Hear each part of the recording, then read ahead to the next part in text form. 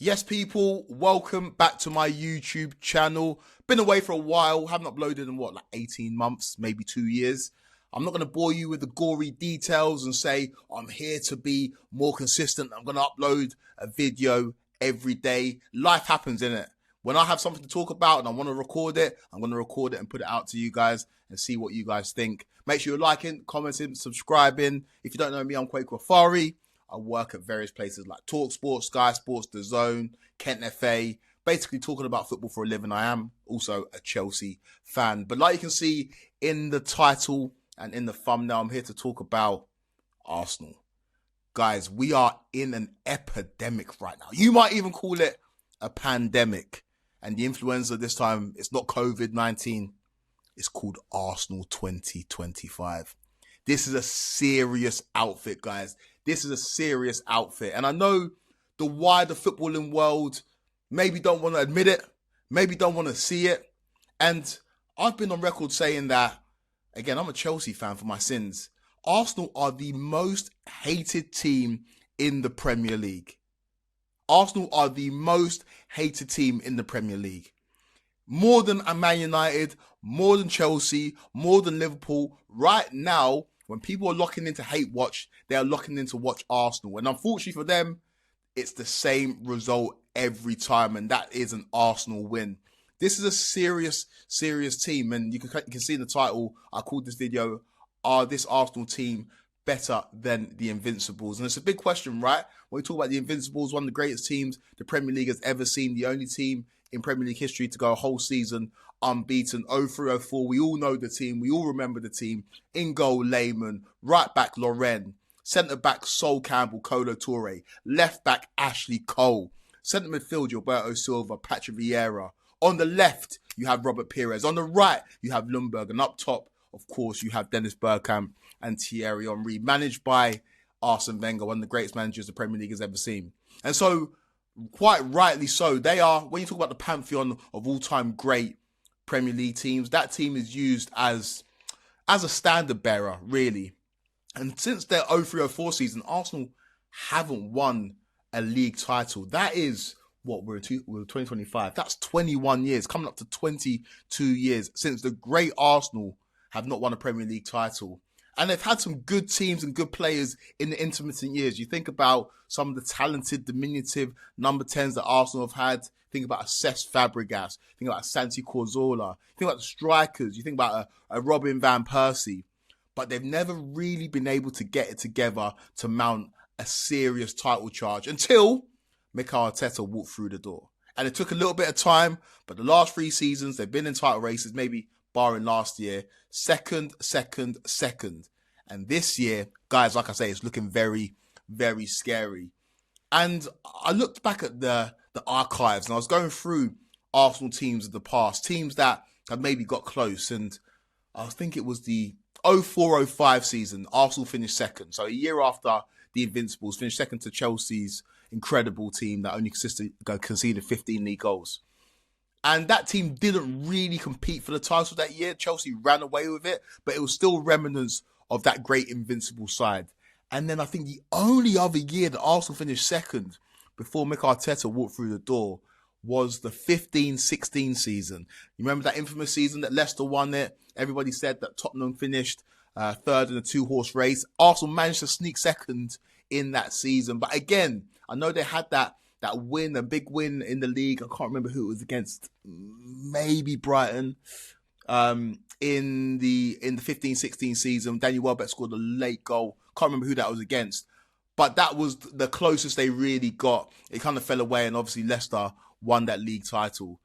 But I look at this Arsenal team, I look at the composition of it, and it scares me. And it's not just the starting 11, right?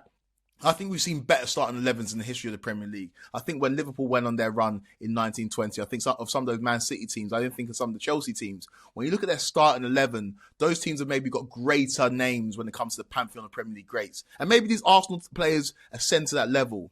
But when I look at the complete team, it's the best team that Arsenal have had, right? And like I mentioned, they finished second, last 3 seasons. Unprecedented, really, in the Premier League before a team finally breaks through. The 22-23 Arsenal team, probably my favourite version of Arsenal.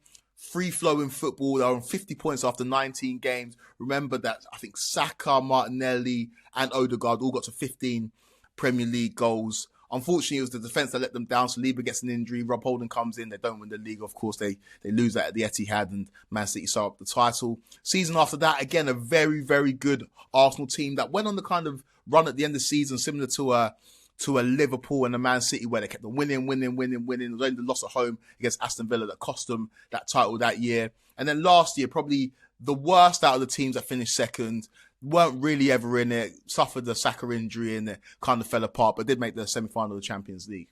But this version of Arsenal, yeah, since the Invincibles, I've never seen a better Arsenal team. And like I mentioned, it's the depth. You think about the game in midweek against Bayern Munich. Trossard comes off of an injury. Madueke comes on, scores the goal. Calafiori comes off the bench, gets the assist. Arsenal had so many injuries this season that nobody's really talking about. Odegaard's missed time through injury. Saka's missed time through injury. Saliba's missed time through injury. Gabriel's currently out through injury. And Arsenal don't blink. They just go and get the result no matter how you get it done. So think about the narrative around Arsenal at the beginning of the season, right? It was the case of this is a pragmatic team that doesn't concede goals but doesn't really excite. Look at Arsenal in the last two games. One game against their biggest rivals in Spurs, 4-1, a dominant display, Eze hat-trick. It all worked out. And then you look at the result against Bayern Munich, a team that everybody was claiming was the best team in Europe. The clash against Arsenal was billed as the best teams in Europe meeting on a night under the lights at the Emirates. And we know about Bayern Munich's record when it comes to Arsenal. 5-1 slappings. It was regular back when I was growing up. And Arsenal just dished it out like it was nothing. Obviously, Bayern got back into the game with their equaliser, but Arsenal in the second half gave you a 15-minute spell that really told you that they were the dominant side. They are the dominant force when it comes to European football right now. And there's a lot of football still to be played, of course.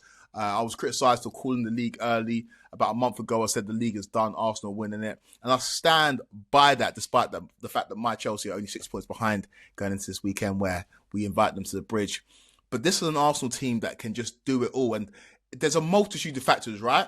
You look at the players. I've talked about the depth already in terms of the players that can bring off the bench, the fact they've had injuries and it doesn't affect them.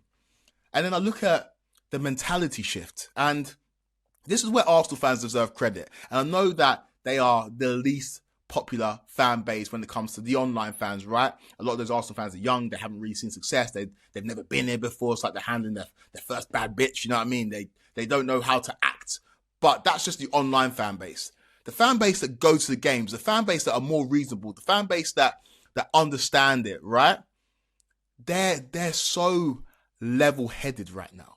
When you talk to any Arsenal fan, any reasonable Arsenal fan, they tell you one game at a time. Don't get too ahead of yourself. And I think it's a mixture of they don't want to invite that pressure because they've been here before and they've let it slip. Maybe not last season, but the previous 2 seasons where they were in pole position and they kind of let it slip towards the end of the season. But also, I think they truly believe that, right? And that's the mentality instilled by the manager. They are just looking at it one game at a time. There was conversations before the Bayern game. Do Arsenal rotate? They've got a big game in the Premier League on the weekend. Do they play a weekend side? No. The mentality is we win the game ahead of us and then we keep it stepping, we keep it moving. And I can only commend and only respect that mentality. And it's been a shift, right? With Arsenal previously, it felt jittery amongst the fan base. One win, one loss, and it felt like the sky was either falling or they're on top of the moon. And I feel like right now they're more level-headed. Like I say, they've been here before. The last 3 seasons, they finished second. They know what it's like to be in a title race. They know what it's like and the pain that comes with losing when you're in a title race. And they know what it's like last season where they finished second, but they weren't really in the title race. So they've been here before. And I think that feeling from the fans, especially the match-going fans at the Emirates, it translates to the team. After 30 minutes, if Arsenal aren't winning, there's no jitters, there's no nerves. There's a confidence that they're going to get the job done. And I can only commend Arsenal fans for that. And also the fact that they haven't used injuries as an excuse. They could have used the fact that Havertz has missed the majority of the season. Gyökeres is currently out. They could have used the fact that Gabriel, the life and soul of the team, is going to be missing some big games for them. But they're not using it as an excuse. They're getting their heads down and they're getting the job done. And opposition fans, again, people who want to critique Arsenal, and I'm sounding like an Arsenal fan right now. I'm not. I'm a big Arsenal hater. But I just respect what they're doing. And this is testament to building something, right? And you're going to think I'm taking shots at Liverpool. I'm not. I'm just giving you the facts of the matter. Arne Slot did a very good job last season. He came in, he inherited a squad, he made a few tweaks, Gravenberch, Holding, he moved Sabodra into a more kind of central midfield position where he can be the driving force of the team. And he figured it out and he won a league title. And congratulations to him. But there is no doubt about it that he inherited some very, very good players. And he inherited a club and a squad that Jurgen Klopp built in his image. And these are players that had won the biggest trophies. They had won a Champions League, a Premier League, an FA Cup, a League Cup. This is a team that had already won. And Arne Slot came in, didn't upset the apple cart. And that he's even admitted that himself. And they won the league. But Arteta built it. Arteta built Arsenal. Think about where Arsenal were when Arteta took over. They were on their knees. It was a fractured club. They weren't selling out the Emirates week in, week out. Right now, the Emirates, it's the hardest ticket to get in town going to watch Arsenal. The prices are inflated. The prices are ridiculous because of what Mikel Arteta has built. He's got the feeling, he's brought the feeling back to an institution, right? An institution that was failing, an institution that was falling, an institution that was forlorn. And now they are, in my opinion, on the brink of doing something very, very special. And that's winning their first league title for over 2 decades. And so when I look at this Arsenal team, and again, I'm looking at it through my fingers because I'm a Chelsea fan. I don't want to see success for a team like Arsenal who, growing up, they were the team I hated the most.